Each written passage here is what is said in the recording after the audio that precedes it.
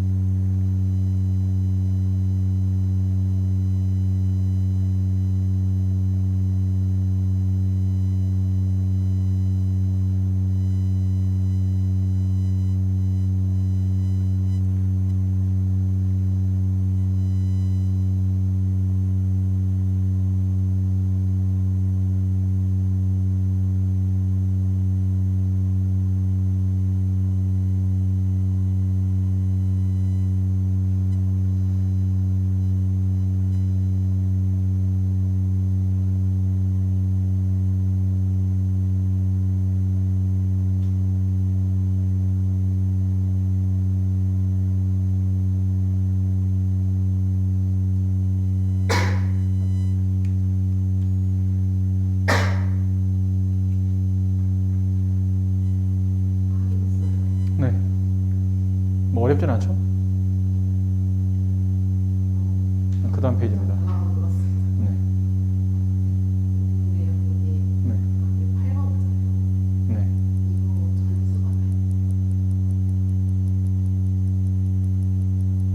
그렇죠. 이건 전수조사를 해야죠. 서울시 어느 고등학교 해봐야 얼마나 되겠어요. 네. 그러기보다는 이게 약간은 좀 의미상 직관력이 필요한데 상황상 전수조사를 해야 될 게 있고 못하는 게 있다는 얘기지. 근데 뭐 이건 있어요. 공식이 있지는 않아요. 딱 봐서 이거는 전체를 하기가 무리가 있겠다. 그러면은 아까 말하면 건전지의 수명, 뭐 건전지 다 써봐야 되는 거잖아요. 개인마다 다 틀릴 테니까.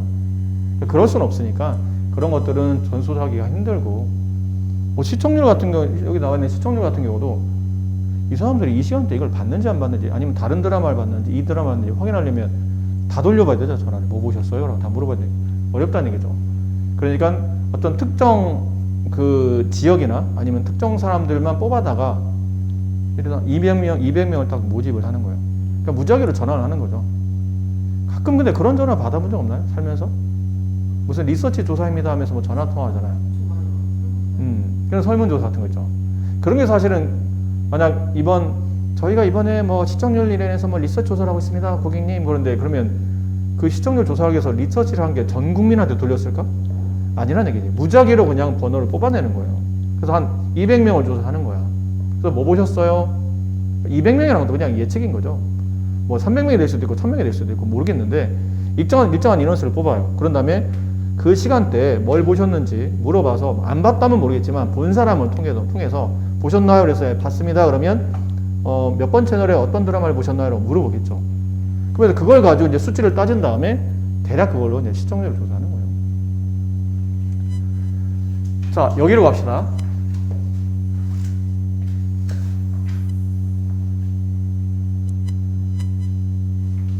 자, 어쨌든 통계 핵심은 평균 분산, 표준 편차. 평균 분산이에요. 평균 분산. 근데 이렇게 내가 모집단이 있어. 이게 모집단이야. 여기에 x1, x2, x3 이렇게 해서 xn 이런 안에 이제 표본들이 있겠죠. 근데 내가 얘들에 대한 평균을 구해요. 여기들에 대한 평균을 구해.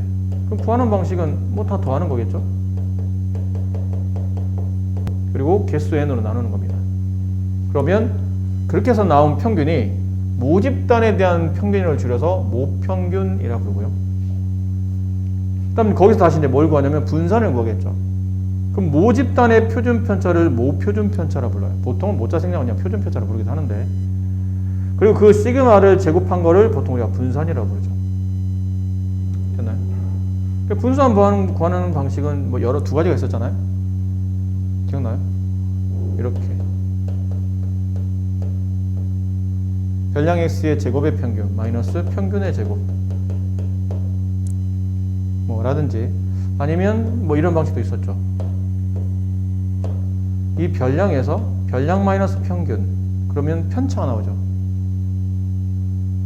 그지? 편차 나오잖아요. 편차의 제곱에 이렇게 해서 이걸 평균, 이게 뭐냐면 분산이죠. 편차의 제곱의 평균, 분산. 그 분산에 루트를 씌우면 이제 표준 편차 이렇게 됐었네요. 자, 이렇게 조사를 하는 겁니다. 모집단에서 모평균, 모표준 편차는 뭐 이런 식으로 조사를 하시면 되는데, 근데 결론 아까 말했지만 이건 전수조사잖아. 뭐 전수조사는 별로 없지는 않아요. 그냥 나와 있는 걸 다 더해서 나누면 평균. 그럼 그 평균 가지고 평균과 그 다음에 확률 변수를 통해서 편차를 구한 다음에 편차의 제곱의 평균을 구하면 그게 분산. 거기 루트 씌우면 표준 편차. 뭐 이런 표현인데, 아까 말한 것처럼 전수조사하기 어려운 것들이 있잖아. 그 실제 우리 일상생활에서는 전수조사보다는 표본조사가 더 많아요, 사실. 어떤 상황에 따라서는. 근데 표본을 통해서 내가 그 표본들의 평균을 구하고 싶은 거죠. 그게 표본 평균, 표본들의 분산, 표본 분산, 표본 표준 편차. 발음하기도 힘든데 그렇습니다. 그럼 표본 평균을 쓰면 어떻게 구하는 거죠? 여기서 표본을 뽑아요. 표본을 뽑아. 여기 나온 것처럼 모집단에서 임의 추출한 크기 n, 크기 n이 뭐죠? 표본의 개수. 표본의 개수가 n개란 얘기예요. 근데 잠깐만. 자, 표본의 개수를 n이라고 뒀는데 거기 안에서 뽑아낸 표본을 우리가 이렇게 부른다는 거죠. x1, x2 이런 식으로 뽑아낸 것들을 우리가 보통 표본이라 부른다. 여기서는 이제 이게 표현상 책에 나온 것처럼 보면 이게 이렇게 되는 거죠. 됐어요. 근데 그 뽑아낸 표본에 대한 평균을 구하면 그게 표본 평균이에요. 그럼 뽑아낸 것들의 평균은, 아니 내가 뭐 10개를 뽑았어? 그럼 10으로 나누면 이게 그 표본들에 대한 평균이 된다는 거죠. 그 10개에 대한 표본의 평균, 표본 평균. 그리고 거기에 표준 편차, 그 다음에 뭐 분산을 구하면 이제 기호로 보통 이렇게 쓴다는 거죠. 이게 X바가 되는 거예요. X바가 뭐냐면 표본 평균이라는 단어를 기호로 쓴 겁니다. X바. 확률 변수 X에 대한 표본들의 평균, 표본 평균의 기호예요. 기호를 익혀야 됩니다. 그 S제곱은 표본 분산, S는 표본 표준 편차, 뭐 그런 의미로 쓰인다는 얘기죠. 이런 기호를 주로 많이 쓴다라는 표현이에요. 그 밑에 보면 뽑았던 걸 다시 돌려놓으면 보건 추출이고, 뽑았던 걸 다시 돌려놓지 않으면 비보건 추출인데, 나온 것처럼 특별한 언급이 없으면, 문제에서 따로 지정하지 않으면 그냥 임의 추출이죠. 아까 대상을, 그러니까 무작위로 뽑아내는 거, 그거는 보통 보건 추출이라고 생각을 한다. 그냥 뽑았던 거를 다시 집어넣고 또 뽑겠다는 뜻이에요. 그런 의미를 쓰인다는 거죠. 특별한 말이 없으면. 자, 여기 보세요. 빈칸 채우는 문제인데, 모집단 2, 4, 6을 가지고 있는 집단이 있어요. 근데 거기서 크기가 2인 표본을 뽑아서 보건 추출, 뽑았던 거 또 집어넣고 또 뽑고, 이 작업을 할 때 두 숫자의 평균을 표본 평균 X바라고 한다면 다음 물음에 답하시오. 그럼 X바를 구하는 겁니다. X바가 뭐라고 그랬죠? 표본의 평균이에요. 2, 4, 6. 2, 4, 6. 자, 더해봅니다. 여기는 2와 2를 더하면, 그 다음에 지금 뭐 하냐면 x1과 x2를 더한 다음에 2로 나누는 거예요.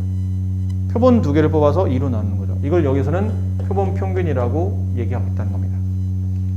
그러면 2와 2라는 표본들을 더한 다음에 2로 나누면 2가 돼요. 얘는 3, 얘는 4. 여기 3, 4, 5.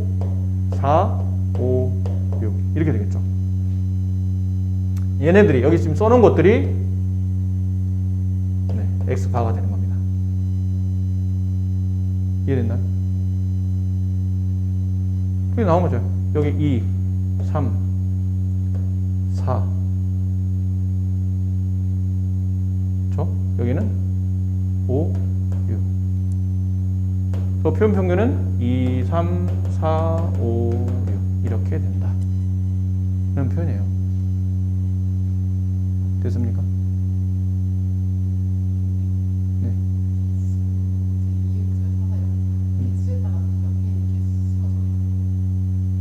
아니요, 더한 숫자. 그러니까 얘랑 더한 다음에 2로 나눈 거예요. 얘랑 더한 다음에 2로 나누는데 그 평균이 3인 게 얘만 있는 게 아니고 얘도 있다는 뜻이죠. 됐나요? 그런 표현이에요. 그러면 이게 또 밑에 거 잘라 먹었네요. 자, 2, 3, 4, 5, 6이 있다고 그랬고, 그럼 여기만 다시. 아까 본 것처럼 다시 써야 되나요? 귀찮게 쓰리.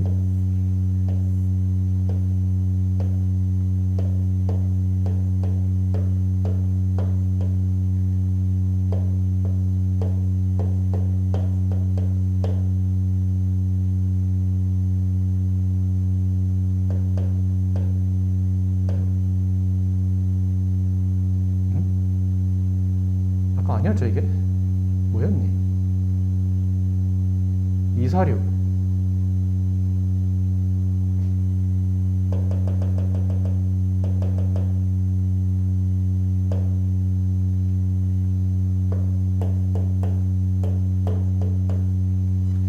자, 여기 써진 게 2, 3, 4, 3, 4, 5, 4, 5, 6 이랬어요.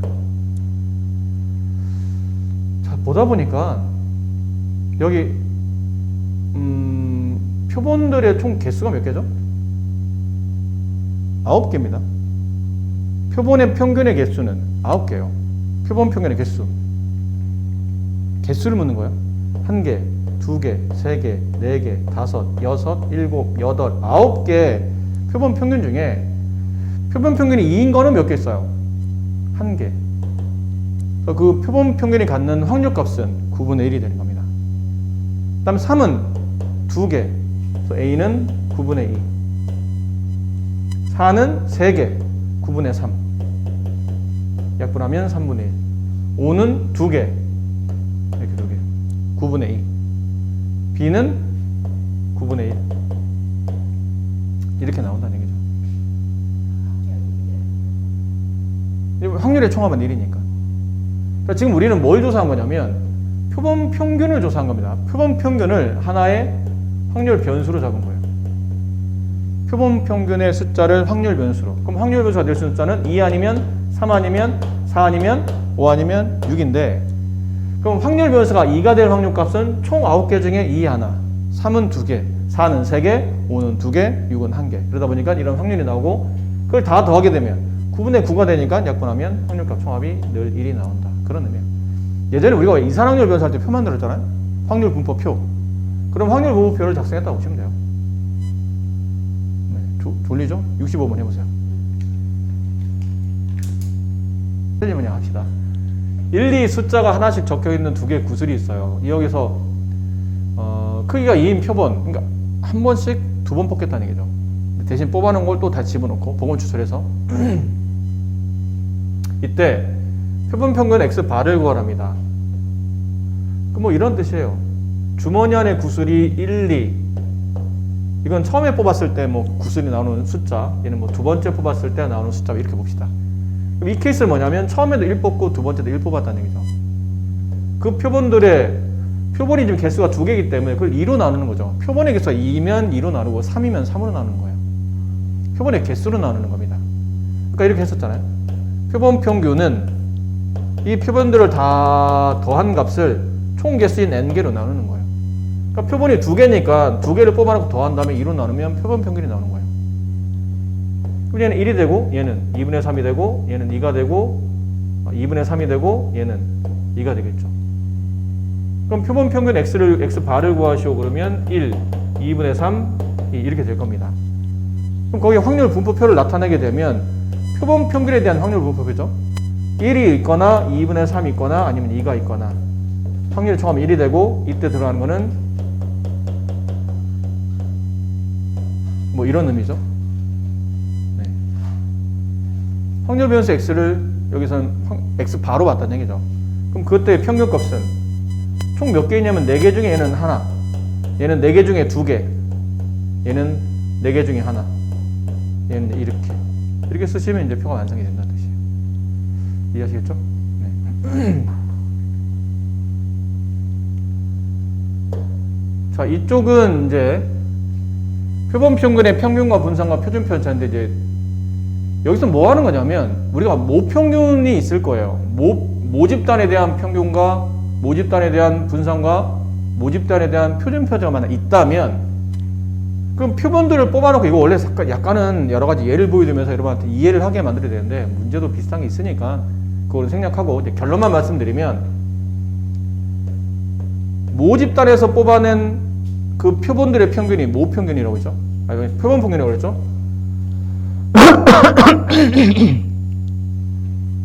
이 발음 진짜 표본 평균에게 빨리 하려니까 그래요. 잘 안 돼. 나만 안 되는 거 아니야. 너 해봐. 빨리 해봐. 잘 안 된다고.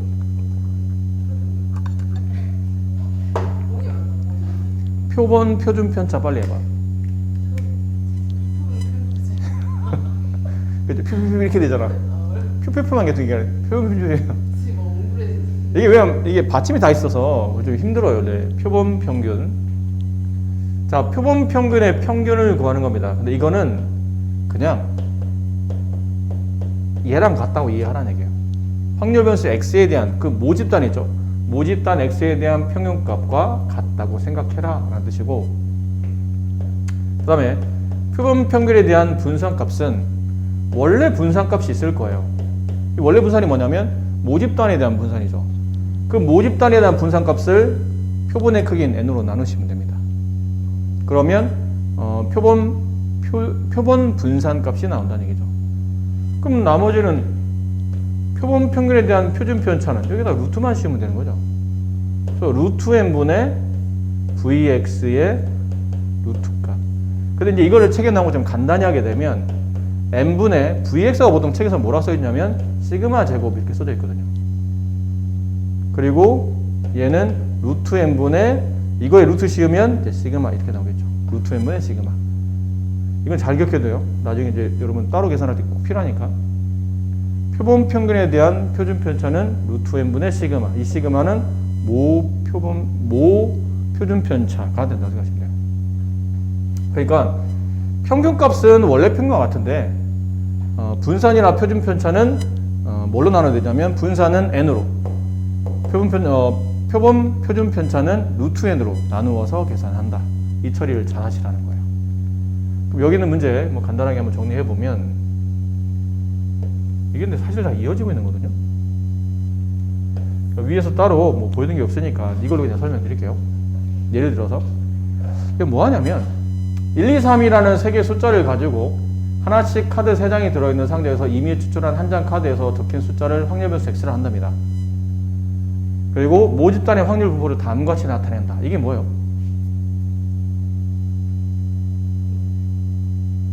그 숫자가 이렇게 3개 있잖아요. 1, 2, 3. 그래서 하나씩 적힌 카드 3장이 들어있는 데서 한 장을 뽑아요. 카드 한 장을 뽑아. 그럼 1이 나올 확률값은 3분의 1. 2가 나올 확률값 3분의 1. 3이 나올 확률값 3분의 1이라는 얘기죠. 뭐 3개 중에 하나니까 당연히 그렇게 되겠죠.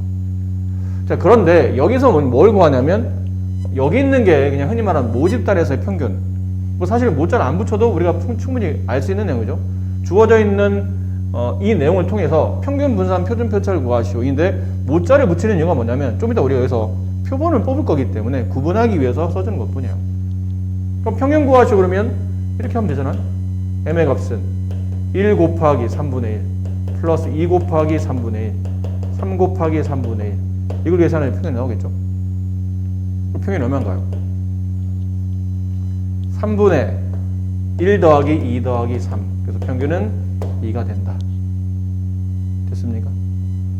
그 다음 책에서 분산값을 일단 우리는 vx라 썼었는데 이쪽에 이제 넘어오면서부터는 vx 대신에 시그마의 제곱을 쓰기로 보통 책에서 썼기 때문에 따라 쓰는 겁니다. 그럼 얘를 계산하려면 계산법이 두 가지죠. 편차의 제곱의 평균을 계산하든지 아니면 이 방법 있죠. 확률 변수 x의 제곱의 평균 마이너스 평균의 제곱 뭐 이걸 쓰든지. 그러니까 이걸 한번 써봅시다. 쟤를 제곱시켜요. 1의 제곱 곱하기 3분의 1 플러스 2의 제곱 곱하기 3분의 1 플러스 3의 제곱 곱하기 3분의 1 마이너스 평균의 제곱 이렇게 됐습니까? 그럼 3분의 1 더하기 4 더하기 9 빼기 4 3분의 14 마이너스 4 3분의 2 이렇게 된다는 얘기죠. 그럼 여기다가 이제 표준 편차 루트만 씌우면 되니까 3분의 루트 6 이렇게 되더라는 거예요. 네.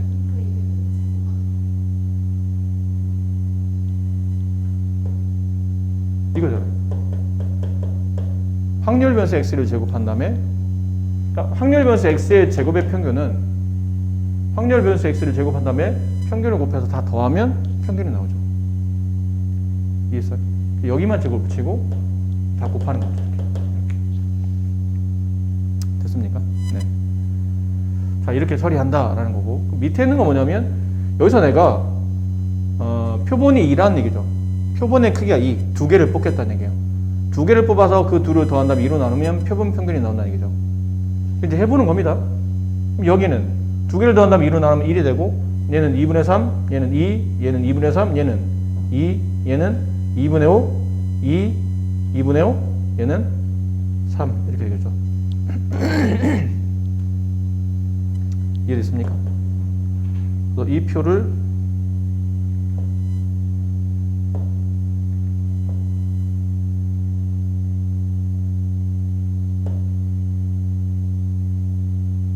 이게 안 되는구나. 이거 색상 반전인데 그건? 아이씨, 두 번째 귀찮아서. 자, 이번에는 뭘 하냐면, 이번에는 저 표 2를 이용해서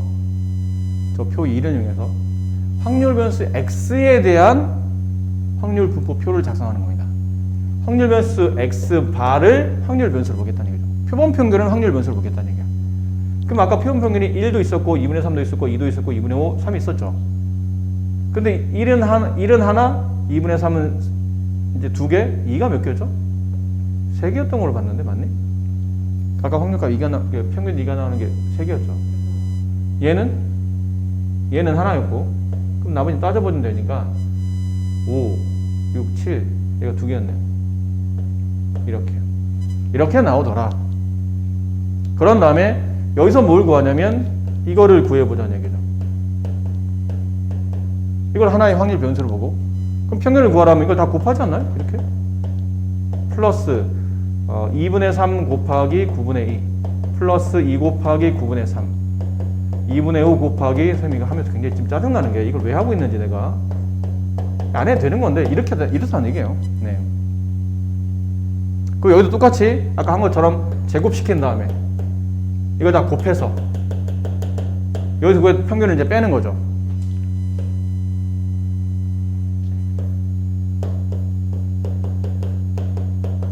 위에서 구했던 확률 표본 평균의 제곱의 평균 마이너스 표본 평균의 제곱, 이걸 계산하시면 또 답이 나올 겁니다. 그리고 이제 구해놓고 나서 이제 여기다 루트 씌우면 이제 표본 평균에 대한 표준 편차가 나오겠죠. 이렇게 나오겠죠. 근데 이걸 조사해 보시면 아까 이 답과 똑같이 나온다는 얘기예요. 이 답에 평균은 얘랑 똑같이 나오고 표준 편차는 이 주어져 있는 분산값, 이 분산값은 주어져 있는 분산값을 표본의 개수인 2로 나눈 값, 이렇게 약분되면 3분의 1이 나올 겁니다. 저 좀 이따 계산해 보시면.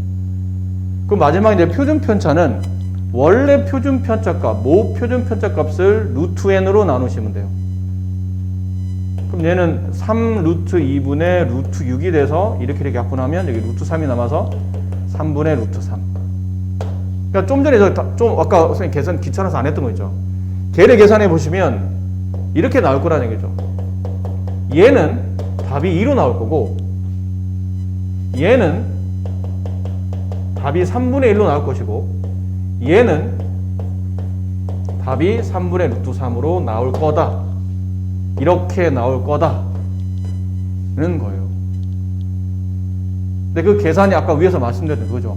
왜 그렇게 되는 겁니까? 라는 걸 그냥 간단한 예를 보여드린 거예요. 그 왜가 뭐였냐면 이거였죠. 이거였어요. 얘를 구하시오. 그러면 그냥 모평균을 구하면 된다는 뜻이에요. 표본 평균의 분산을 구하시오. 그러면 원래 그 모분산 있죠. 모분산 값을 시그마 제곱을 본다면 걔를 n으로 나눈 게 표본 평균의 분산 값이 나오고, 그 다음에 표본 평균의 표준 편차를 구하시오. 그러면 원래 모 표준 편차를 루트 n으로 나눈 값으로 답이 나올 거다라는 걸 그냥 간단한 예를 보여드리는 겁니다. 그렇다라는 걸 이제 보여주고 있는 거죠. 이런 거예요. 이것도 간단한 연습 문제. 모평균이 20. 한번 써볼까요? 모평균이 20. 모표준 편차 8. 이러한 자료가 있어요. 근데 여기서 크기가 25인 표본이라는 얘기는 n값이 25라는 뜻이에요. 그런 표본들이 있는데 그 표본 평균의 평균을 구하시오. 그러면 m 값과 같이 쓰면 된다는 뜻이죠. 그 다음에 표본 평균의 표준 편차를 구하라. 뭐라고요? 뭐라고? 원래 모 표준 편차 값인 8을 뭐로 나누면? 루트 25로 나누면 돼. 루트 n분의 시그마라고 그랬으니까 루트 n분의 시그마. 됐나요? 그럼 얘는 5분의 8 이렇게 된다는 얘기죠. 이해됩니까? 그럼 뭐 이거는 n만 달라질지 내용이 똑같겠죠? 표본 평균의 평균을 구하시오. 그러면 원래 평균값인 20. 표본 평균의 표준 편차 값을 구하시오. 그러면 원래 표준 편차 값인 8을 저 표면의 크기인 루트 100으로 나누시면 된다는 거죠. 그럼 10분의 8이니까 약분하면 5분의 4 이렇게 될 것이다. 는 겁니다. 거의 공식을 그냥 대입하는 걸로 그냥 계산하시면 돼요. 이런 걸 왜 배우냐면 결론은 또 다시 정규 분포로 가는 거예요. 결론은 다시 정규 분포로 가려고.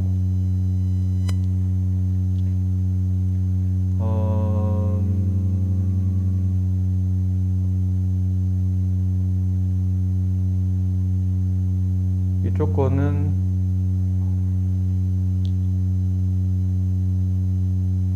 네, 여러분이 한번 뭐 그냥 공식만 대입하면 되니까 한번 해보도록 하시고,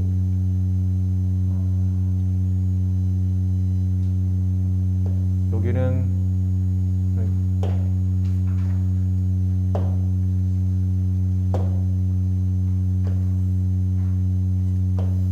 거의 이쪽에는 그냥 말만 잘 이해하시면 됩니다. 앞쪽에서 이항분포가 크기가 충분히 많으면 이항분포는 뭐가 되죠? 정규분포화 됐었죠. 기억해요?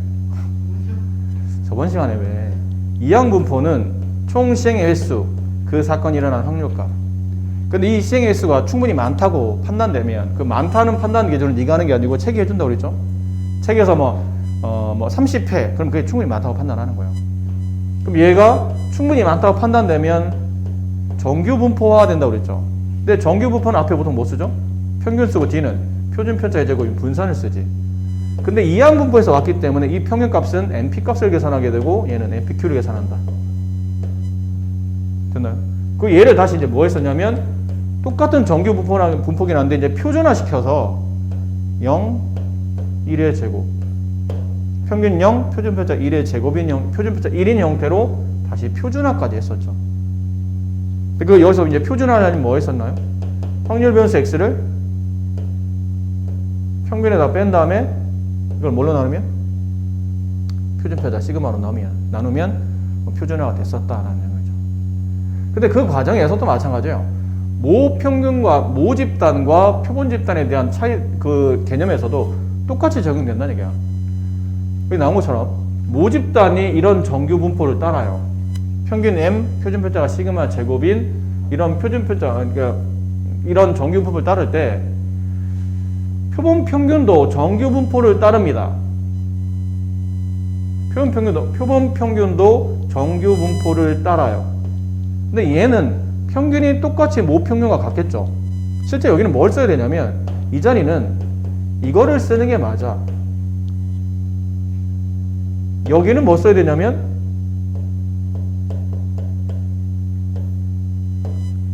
이거를 써야 되겠죠. 이거를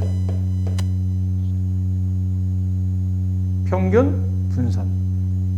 원래는 표준 편차의 제곱이긴 한데 이렇게 쓰겠죠. 근데 얘가 앞에서 배웠지만 표본 평균의 평균은 모 평균과 같고 표본 평균의 분산은 시그마, 그러니까 n분의 시그마의 제곱과 같다. 근데 이거를 전체를 제곱 처리하려고 하다 보니까 여기 뭐가 필요했던 거냐면 루트 n분의 시그마의 제곱. 이렇게 돼서 얘가 새로운 표준 편차 값이 되는 겁니다. 표본 평균의 새로운 표준 편차 값이 된다. 그리고 모집단의 분포가 정규 분포가 아니라 하더라도 이 말이 중요해요. 모집단의 분포가 정규 분포인지 아닌지 알려주지도 않아요. 물어보지도 않고. 근데 표본의 크기가 충분히 많다고 판단되면 이런 것도 이것도 책이 이제 판단해 준다고 그러죠. 그러면 정규 분포가 얘가 아닌지 그런지 몰라도 그냥 정규 분포화 하면 된다는 뜻이에요. 자, 문제를 봅니다. 이건 네가 하시고, 여기. 이거 잘못됐다.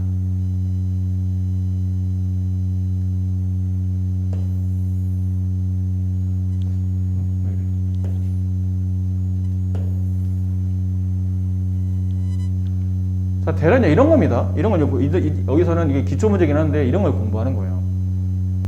확률값이 0 이상 Z가 3 이하의 확률값이 0.4987인데 정규분포 n이 다음과 같은 모집단에서 크기가 25인 표본을 이미 추출하여 표본평균 X바가 56 이하일 확률값을 구하는 겁니다.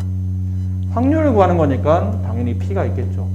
그리고 표본평균이 56 이하일 확률값을 구하는 거예요. 이해됩니까? 그럼 여기서 우리 뭘 해야 되죠? 표준화를 해야 되죠. 표준화. 근데 표준화를 하면 원래 주어져 있는 확률 변수, 여기서 확률 변수는 표본 평균이죠. 거기 빼기 저 표본 평균에 대한 평균. 이걸 뭘로 나누죠? 표본 평균에 대한 표준 편차로 나눠야 표준화가 되는 거지. 이랬잖아, 앞쪽에서. 확률 변수 x에 그 확률 변수 x의 평균을 표준 편차로 나누는 거잖아. 마찬가지예요. 여기를 이렇게 쓸 수 있다는 거지. 이 m을 이렇게 써도 된다는 얘기예요. x에 대한 평균값. 여기는 x에 대한 표준 편차, 이런 느낌인 거지. 근데 이걸 쓰기가 귀찮아서 얘를 그냥 m으로 썼던 거고, 얘를 그냥 생략했던 거죠. 당연히 뭐 확률 변수는 x일 테니까. 근데 여기서는 이런 의미로 쓰인다는 얘기지. 근데 이거를 앞쪽에서 우리가 뭐라고 배웠었냐면, 표본 평균의 평균은 모평균과 같고, 표본 평균의 표준 편차는 원래 표준 편차를 루트 n으로 나눈 값과 같다. 오늘 배운 거 좀 헷갈리시겠지만 이건 익히셔야 되는 겁니다. 그럼 이렇게 되면 이제 표준화가 된다는 얘기죠. 그럼 내가 지금 이 문제에서 얻어내야 될 거는 모평균 값과 여기 모표준 편차 그리고 표본의 크기가 필요한 겁니다. 이런 게 나와 있네요. 모집단은 얘를 따라가잖아. 그럼 모집단의 평균값은 50이고 모집단의 표준 편차는 10이었네요.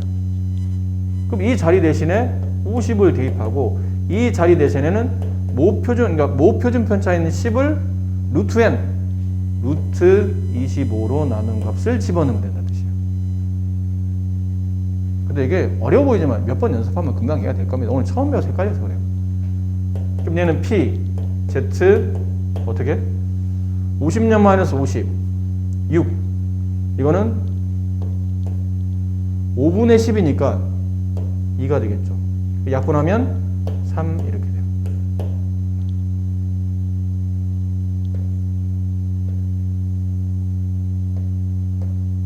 그러니까 3 이하의 확률. 0.5에다가 이 확률을 더 쓰면 되겠죠. 그래서 0.5 플러스 이거 얼마예요? 0.4987 이렇게 계산이 된다. 되셨습니까? 네. 자, 처리 이렇게 해주시면 되고,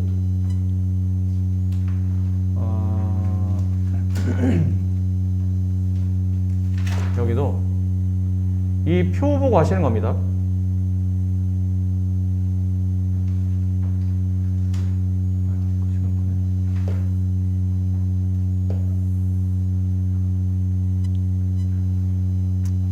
자, 어느 농장에서 재배하는 감자 무게는 평균이 200,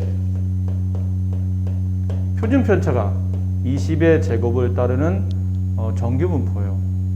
이거는 확률 변수 x에 대한 정규 분포를 따진 겁니다. 됐나요? 이해되겠죠? 우리는 여기서 감자 중에 16개를 임의로 추출합니다. 이 16개가 n값이 16이 됐다는 뜻이에요.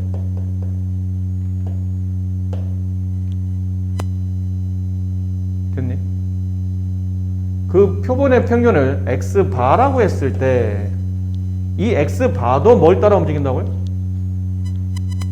확률 변수 x가 정규 분포를 따라 움직이면 표본 평균도 정규 분포를 따라 움직인다고 그랬죠. 앞에서 확률 변수 x 모집단이 정규 분포를 따라요. 그럼 얘도 정규분포를 따라 움직인다. 이 말이 어려운 말이에요? 이게 어려운 말이에요? 어디 갔어? 정신 안 차릴래? 얘는 평균이 어떻게 되죠? 모집단의 평균을 그대로 갖다 쓰시면 돼요. 여기는 원래 표준 편적값인 20을 루트 n이 얼마예요? 4잖아, 4. 4로 나누면 돼. 여기에 제곱이 되는 거예요. 그럼 따라서 표본 평균이 200, 그 다음에 표준 편차가 5를 따라 움직인다라는 거죠. 됐습니까? 근데 밑에 뭘 구하라고 했어요? 이걸 P 195, 210. P 195 확률병 표본 평균이 210. 그냥 표준을 아는 겁니다. 똑같이. 그럼 195라는 표본 평균을 평균값인 200에서 빼내는 거예요. 그리고 표준 편차는 5죠. 이렇게 돼야 된다는 뜻이에요. 그럼 확률 변수 x는 z-로 바뀌었을 테고 x바는 z-로 바뀌었을 테고 여기도 확률 변수 표본 평균의 평균이 지금은 그러니까 표본 평균이 확률 변수죠.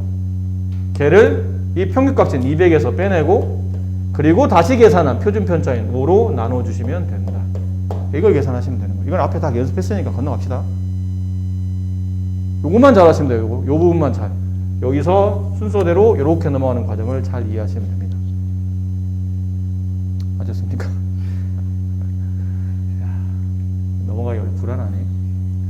자, 마지막 단원이요. 모평균의 추정. 모평균의 추정. 추정이 뭐냐면 정규분 이게 모평균의 신뢰 구간이라는 게 있는데 모평균의 추정이 뭐냐면 아까 말한 전수조사하기 힘든 것들 있죠. 근데 그 전수조사하기 힘든 거를 아까 우리가 얼핏 뭘 했었냐면 얘를 이게 전수조사한 평균이에요. 실제로 만약 그렇다면 그럼 얘는 전수조사하기 힘들기 때문에 표본을 뽑아낸 거죠. 거기 평균을 구하면 원래 평균값과 같다고 생각하는 거지. 그렇지? 근데 이거는 그냥 그렇다고 생각하는 거지 확실한 값이라고 보기는 알려져 있기는 해요. 근데 지금 내가 구하는 개념에서 실제로 평균값이 들어갈 수 있는 그 구간을 찾아주는 겁니다. 그거를 모평균의 추정이라고 불러요. 모평균이 여기쯤에 있지 않을까라는 이제 구간을 정해주는 건데 그 구간을 정할 때 모평균의 신뢰 구간이라는 게 있거든요. 신뢰 구간은 믿을 수 있는 구간이라는 뜻이죠. 모평균이 여기쯤 있다라는 걸 믿을 수 있는 확률값을 조사하는 겁니다. 어떻게 계산하냐면 정규분포를 따르는 모집단에서 크기가 n인 표본을 임의로 추출할 때 표본 평균을 x바라고 하면 모평균의 신뢰 구간은 여기 있다. 몇 퍼센트일 때는 95%. 신뢰도가 99%일 때는 여기쯤에 들어있다라는 표현이에요. 선생님 근데 저게 뭐죠? 저거 사실 근데 외우셔야 됩니다. 거의. 근데 이거를 지금 증명을 하기에는 지금 여러분이 지금 정신 상태가 이거 증명하기에 너무 불편하고 사실 어차피 이게 시험 범위가 지금 당장 나올 게 아니기 때문에 너무 여기 힘줘서 증명 이게 원래 중간 과정이 있거든요. 원래 있어요 이게. 그러니까 모평균의 그 간격을 잡는 건데 그거를 이제 식을 세워서 나누어서 양변에 뭐 부등식 처리하다 보면 이런 식이 나오는 건데 생략하고 일단 당장은 여러분이 좀 이해를 좀 해주셔야 돼요. 근데 이게 뭐라고 쓴 거냐면 모평균이 여기다 쓸게요. 모평균이 야 얼굴 막 볼만한데 막 저런 거 사진 찍어놔야 돼. 야, 핸드폰 좀 줘봐. 나 사진 좀 찍어놓을게. 와 개그 콘서트가 괜히 없어진 게 아니구나. 다 이유가 있어서 개그 콘서트가 없어진 이유가 우리 일상생활 이렇게 재밌는 게 많은데 뭘 굳이 우리가 일요일날 개그 콘서트를 밤늦게까지 기다려. 이렇게 재밌는데. 네. 표본 평균은 이 범위 안에 있다라는 거예요. 이 범위가 뭐냐면요. x바 마이너스 원래는 이건 k라고 썼는데 k 곱하기 루트 n분의 시그마보다는 커 나왔고 x바 표본 평균 플러스 k 곱하기 루트 n분의 시그마보다는 작거나 같다. 이걸 써놓으세요, 책에다가. 이게 실내 구간을 계산하는 공식이에요. 글씨가 너무 알아보겠죠? 이상해요? 다시 써드려? 괜찮죠? 네.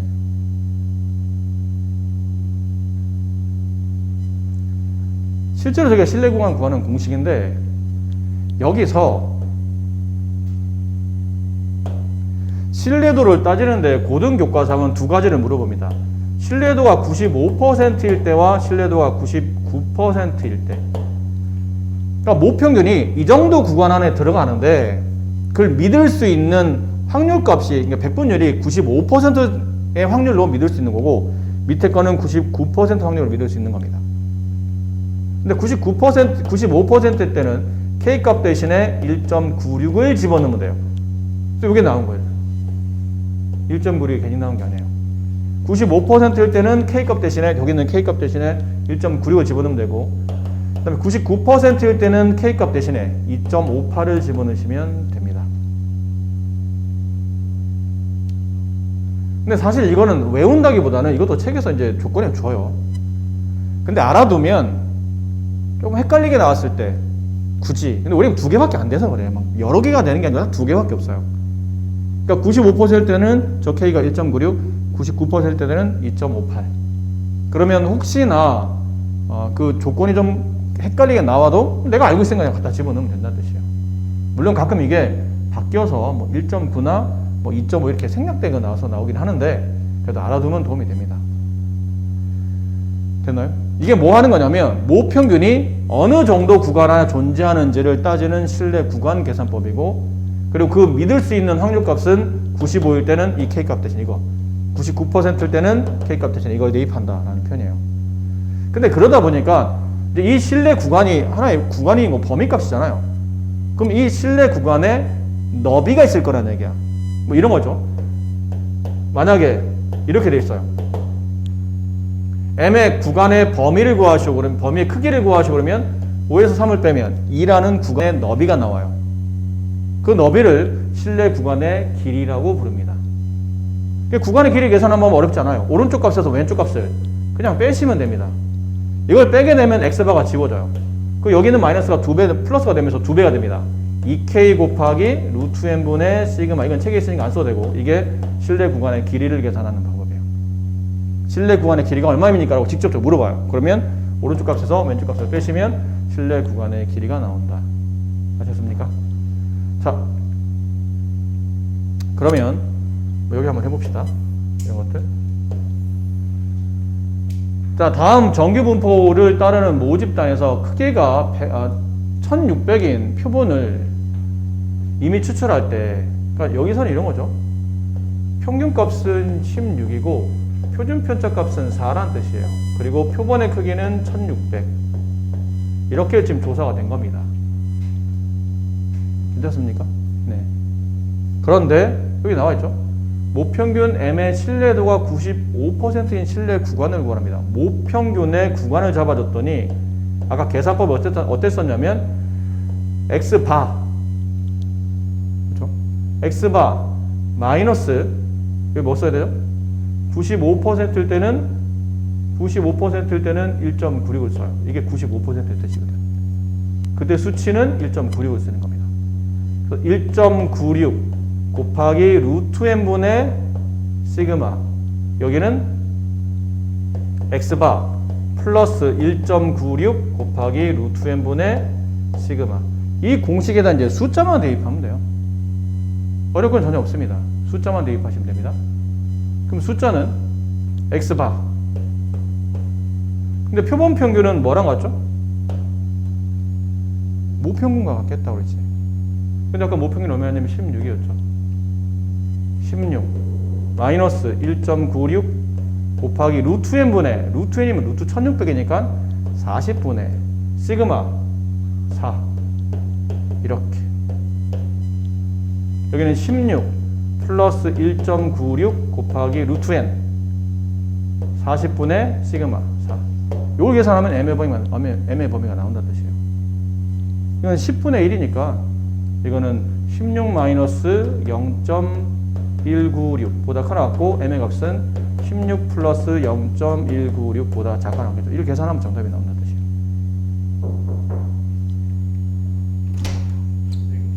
가방을 잘못 가져오고 집에 다시 가야 돼서 늦을 것 같아요. 빨리 갔다 오세요.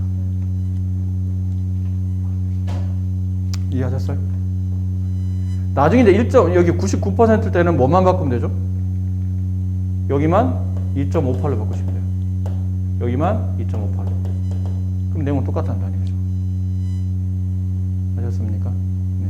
이렇게 정리하시면 된다라는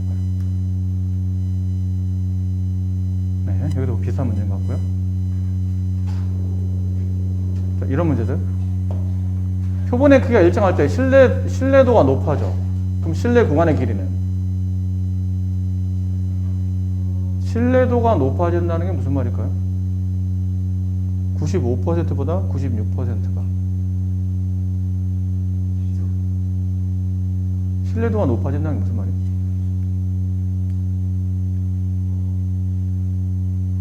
아까 잠깐 썼던 거. 이 위쪽에 있는 게 95%였고 이 아래쪽에 있는 게 99%죠. 차이가 뭐예요? 이거 차이라고 했잖아. 1.96이 드러나느냐 아니면 2.58이 드러나느냐. 이게 여기를 보지만 여기를 보면 쉬워. 똑같은 숫자들인데 2.58을 곱한 것보다 1.96을 곱하면 이쪽 숫자가 작아지죠. 그치?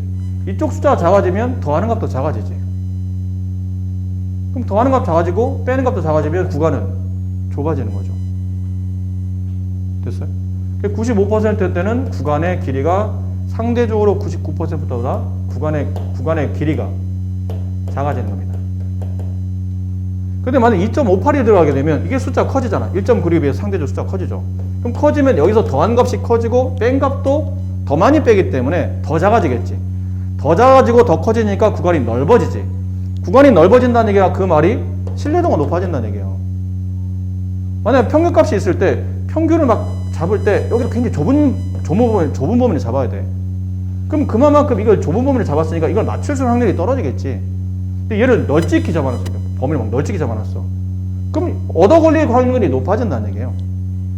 따라서 신뢰도가 높아지면 신뢰 구간의 길이가 실제로 넓어지는 거니까 커지는 거고, 신뢰도가 작아진다는 얘기는 신뢰 구간의 길이가 작아진다는 뜻이에요. 그래서 신뢰도가 높아지면 신뢰 구간의 길이는 길어진다. 맞다.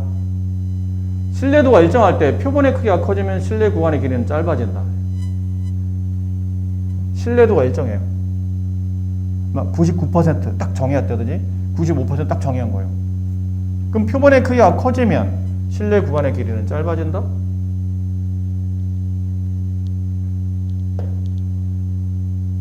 지저분해서 하나만 쓸게요. x바 마이너스 1.96 곱하기 루트 n분의 시그마 m.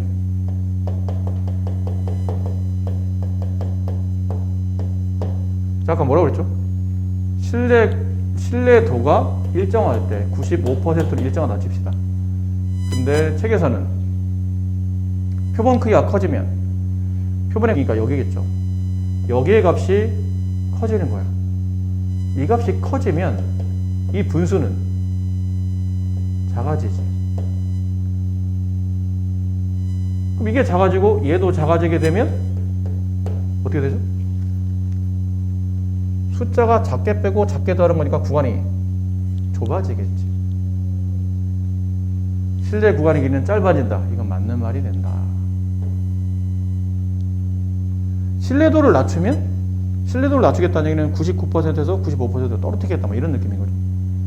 표본의 크기가 신뢰도를 낮추면서 표본의 크기를 크게 하면 신뢰 구간의 길이는 커진다. 신뢰도를 낮추면서 99%에서 예를 들어 95% 떨어뜨려요. 그럼 여기 있는 2.58이 1.96으로 2.58이 1.96으로 숫자가 떨어지죠. 그리고 표본의 크기를 크게 하면 이 표본의 크기를 크게 앞에 곱해지는 숫자도 작아졌죠. 근데 표본의 크기를 크게 하면 이것도 작아지잖아. 얘도 작아졌고 얘도 작아졌다는 얘기니까 실내 구간의 너비가 좁아진다는 거예요. 틀렸네요. 실내 구간의 길이는 커진다가 아니고 작아진다가 맞는 편이죠. 실내도가 일정할 때 표본 크기의 9n일 때 실내도 그거 표본의 크기가 9n일 때 실내도의 길이는 표본이 n일 때 실내도 9분의 1배이다.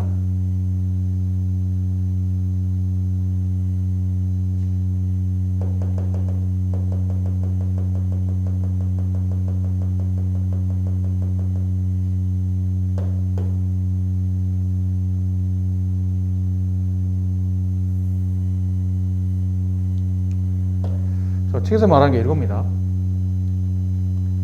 실내도는 일정해요. 근데 표본의 크기가 9n일 때, 그럼 여기가 이제 9n이 들어간다는 얘기죠. 똑같은 건데 9n이 여기에 들어가요. 얘랑 그냥 n일 때를 비교해 보면 구간의 너비가 9분의 1배에 해당한다라는 건데 그런가요? 9분의 1이 아니지 않나요?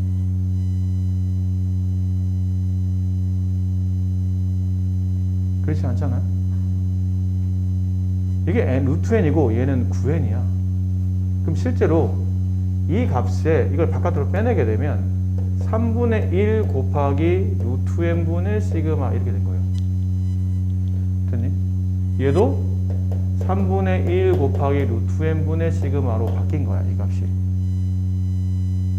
그럼 실제로 수치도 안 맞거냐? 9분의 1도 아니고 3분의 1이거니와 그 3분의 1이라는 개념도 여기 숫자에만 적용이 된 거지 전체식에 이렇게 3분의 1이 된 거는 아니잖아. 구간의 길이가 만약에 뭐 3분의 1배였다라고 한다더라도 이 3분의 1이 이렇게 분배되면 여기도 3분의 1이 곱해져 있어야 돼요, 이렇게. 근데 얘랑은 관계없이 여기만 잠깐 숫자가 바뀐 거잖아. 그럼 전체 구간이 몇 배이다라고 정의하기는 어렵다는 얘기죠. 얘가 전혀 그 수치에 영향을 받지 않고 있기 때문에. 그러니까 지금 나온 것처럼 이렇게 얘가 9n일 때 이게 뭐 9분의 1배다 라는 것들은 좀 맞지 않다라는 표현이죠. 그런 표현들입니다. 이건 앞쪽에서 한 거랑 좀 비슷한 문제인 것 같은데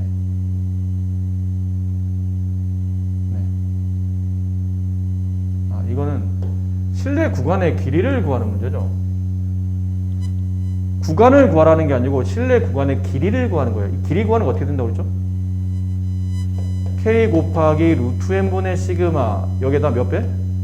2배를 하면 실내 구간의 길이가 나온다고 그랬어요. 그러니까 오른쪽 값에서 왼쪽 값을 뺀 결과. 여기다 이제 숫자만 집어넣으면 돼요. 2 곱하기 K값. 이건 수능에도 나와 가끔 이런 문제들이. 그러니까 이 공식 확실히 기억하고 있어야 됩니다. 이 K값은 요거죠. 95%일 때 1.96. 그래서 1.96 곱하기 루트 n분의 루트 n 표본이 64니까 루트 64분의 시그마 원래 시그마 값 4 이렇게. 그럼 2 곱하기 1.96 곱하기 이거는 8분의 4 약분하면 2분의 1 이렇게 약분했더니 남는 게 1.96이 남더라. 실내의 구간의 길이는 1.96이 된다라는 표현이에요.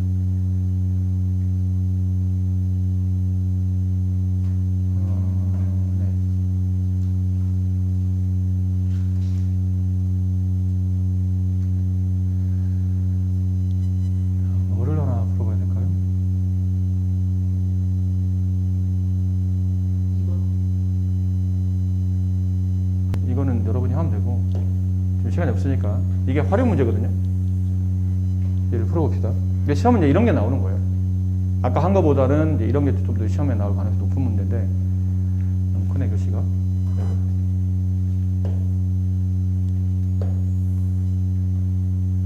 자, 어느 시험에 응시한 사람들의 점수는 평균이 M, 표준편차 10인 정규 분포를 따라요. 정규 분포를 따릅니다. 평균이 M, 표준편차 10의 제곱. 자, 이렇습니다.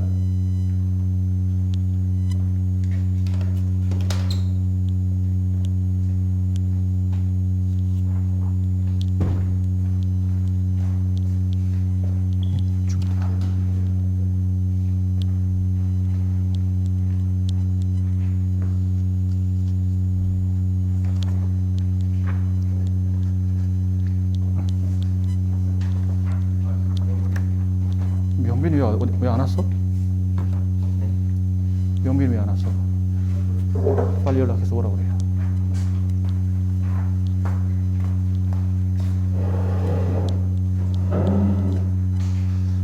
자, 여기만 얼른 마무리합시다. 자, 어디가 됐죠? 네, 이렇습니다. 이런 정규분포를 따른다. 근데 이 시험에 응시한 사람 100명을 임의로 추출. 이게 뭐예요? 표본의 크기가 100이라는 얘기죠. 괜찮아요? 네. 그랬더니 평균이 62점이 됐답니다. 누구의 평균이? 이 100명의 평균이. 표본들의 평균이 62점이 되었다. 이 뜻이에요. 괜찮아요?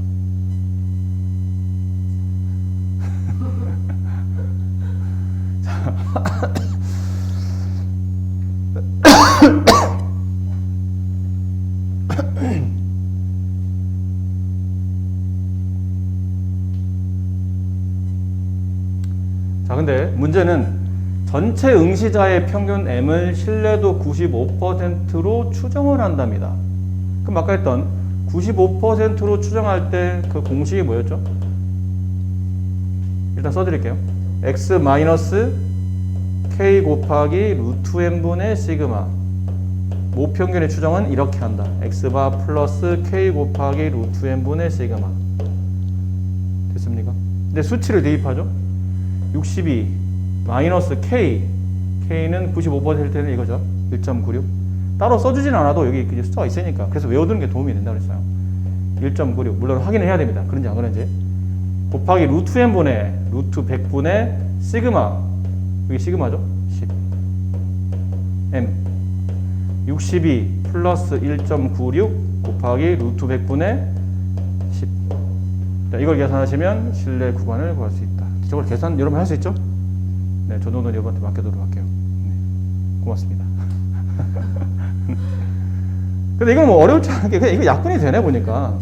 그러니까 60에서 1.96 빼고 1.96 더하면 그게 이제 네, 신뢰 구간이 나타난다. 모평에 대한 신뢰 구간을 구할 수 있다. 자, 여기까지였습니다. 통계를 마무리했으니까